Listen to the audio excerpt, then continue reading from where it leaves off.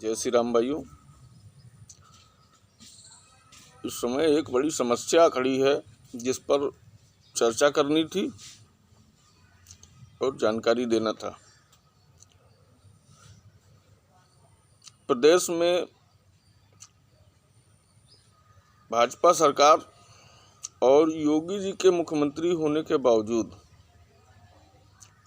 गौकशी और गौ तस्करी की घटनाओं में कमी नहीं आई है, बल्कि अब इस समय बहुत अधिक मात्रा में गौ तस्करी हो रही है, जिसकी प्राय सूचनाएं मिलती रहती हैं।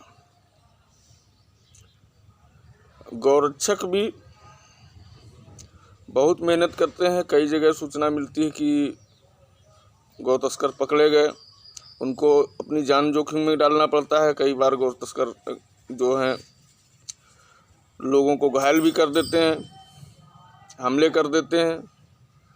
अभी कल की ही एक घटना थी।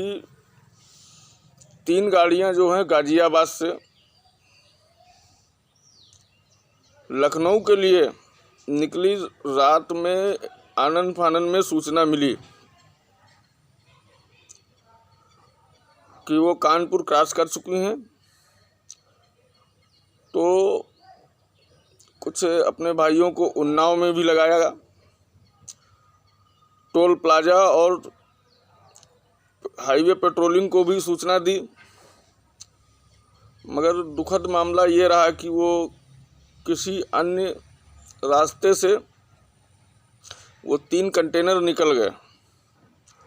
इसके अलावा औरैया मुंगीसापुर के पास अक्सर कल गौ तस्करी का मामला प्रकाश में आता रहता है। कानपुर में भी सूचना मिल रही है कि यहाँ पर भी गौकशी का काम होता है। सभी गौरक्षकों से निवेदन है हाथ जोड़ करके थोड़ा ऐसे लोगों पर नज़र रखें और पुलिस की मदद ले करके ऐसे अपराधियों को रोक लगाएं और उनके अंजाम तक पहुंचाएं। प्रदेश में गौ तस्करी इस समय बहुत भयंकर भारी मात्रा में हो रही है, जिसकी आए दिन सूचना मिलती रहती है। सभी समाज के सभी भाइयों से निवेदन है कि जो ये लावारिस गौवंश घूम रहा है, ये कहीं ना कहीं किसानों के द्वारा छोड़ा हुआ है। एक तो ये ही गलत कार्य किया गया जो उनको लावारिस अवस्था में छोड़ दिया गया।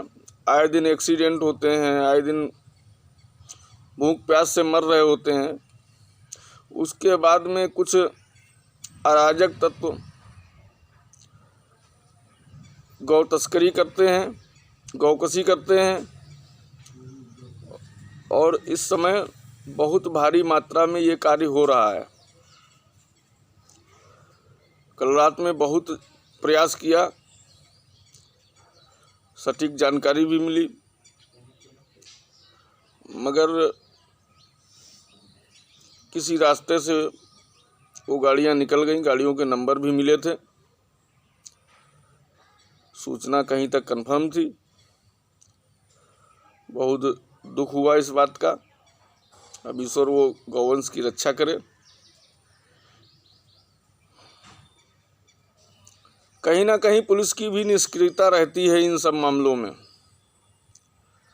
तो प्रशासन से भी अनुरोध है कि थोड़ा इन पर गौर करें, क्योंकि प्रदेश में गौकशी और गौ तस्करी बहुत ज़्यादा तादाद में बढ़ गई है और ऐसे अराजक तत्व जो हैं उनके हौसले बुलंद हैं। जय श्री राम। मेरी बात का ध्यान दें।